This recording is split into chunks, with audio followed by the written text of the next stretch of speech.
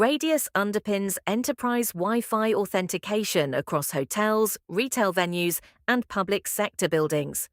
But its 1990s architecture, reliance on MD5 hashing, and UDP transport without encryption have become significant risks.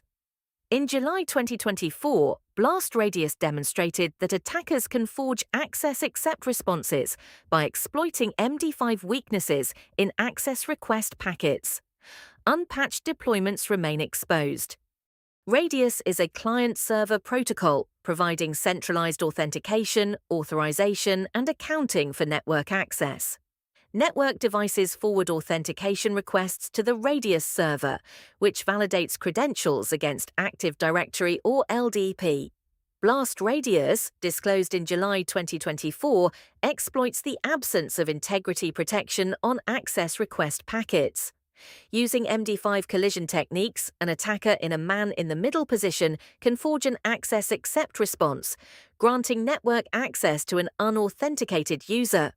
RadSec encapsulates Radius packets within a TLS session over TCP port 2083, providing transport layer encryption, mutual certificate authentication, and replay protection for Radius traffic crossing untrusted networks.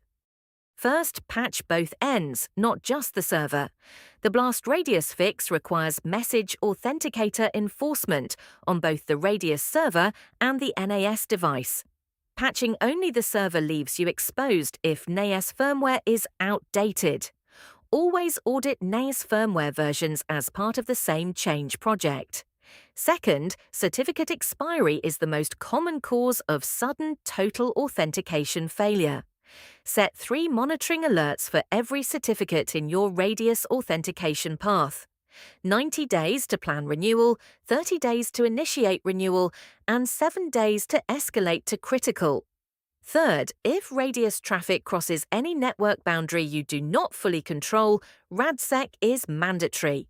Standard Radius over UDP on a WAN link, third-party MPLS, or the Internet is equivalent to transmitting credentials in clear text. Read the full guide at purple.ai.